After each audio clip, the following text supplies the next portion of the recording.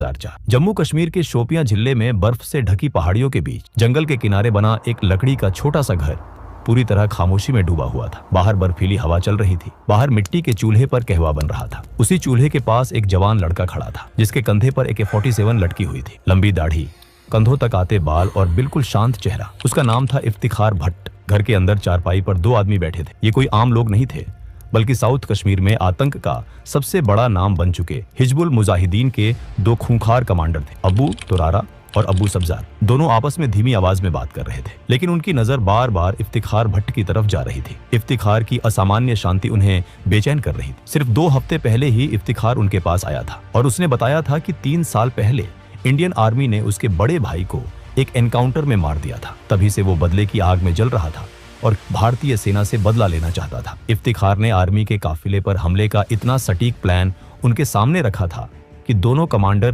पहली नजर में ही प्रभावित हो गए थे। चेकपोस्ट की लोकेशन, गार्ड्स की संख्या, एंट्री और एग्जिट रूट, सब कुछ इतना बारीकी से तैयार था कि किसी को शक करने का मौका नहीं मिला। लेकिन आज मिशन से ठीक पहले अबू तुरारा के मन में अजीब सा संदेह उठ रहा था। उसे इफ्तिखार पर शक हो रहा था। कहवा तैयार हो चुका था। इफ्तिखार ने 3 कप ट्रे में रखे और कमरे में आकर चारपाई के पास ट्रे रख दी। अबू तुरारा और अबू सब्जार ने अपने अपने कप उठा लिए और तीनों चुपचाप कहवा पीने लगे। कुछ मिनट तक कमरे में पूरी खामोशी छाई रही। फिर अचानक अबू तुरारा इफ्तिखार को नाम लेकर बुलाता है और कहता है कि वो आखिरी बार पूछ रहा है। इसके बाद वो सीधे उसकी आंखों में देखकर सवाल करता है, तुम आखिर हो कौन? इफ्तिखार कुछ नहीं बोलता। उसकी चुप्पी अब कमरे को और भारी बना देती है। अबू तुरारा की आवाज और तेज हो जाती है और वो फिर से वही सवाल दोहराता है। इस बार इफ्तिखार धीरे से अपना कप जमीन पर रखता है, खड़ा होता है और कंधे से अपनी राइफल उतार देता है। उसकी आवाज शांत होती है, लेकिन उसमें जरा भी डर नहीं होता। वो कहता है कि अगर उन्हें उस पर जरा सा भी शक है तो वो अभी उसी बंदूक से उसे गोली मार दे। अगर भरोसा नहीं है तो ये ऑपरेशन नहीं हो सकता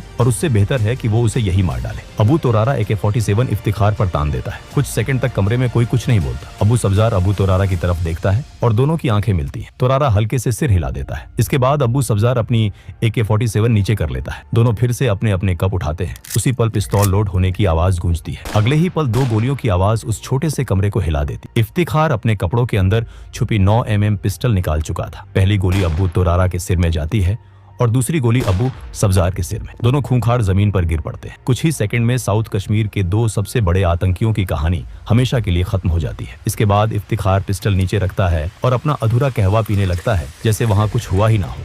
लेकिन दोस्तों, ये कोई आपसी झगड़ा नहीं था और ना ही किसी आतंकवादी संगठन के भीतर की गद्दारी। ये था इंडियन आर्मी का एक बेहद साहसी अंडरकवर ऑपरेशन। इफ्तिखार भट्ट असल में कोई आतंकी नहीं था, बल्कि 1 पैरा स्पेशल फोर्स का जाबाज कमांडो मेजर मोहित शर्मा था। यहीं से शुरू होती है एक ऐसी कहानी जो एक मिडिल क्लास परिवार से निकलकर देश के सबसे बड़े वीरों में शामिल होने तक जाती है। और आगे हम जानेंगे कि आखिर कौन थे मेजर मोहित शर्मा और कैसे उन्होंने अपने जुनून और हौसले से इतिहास रच दिया।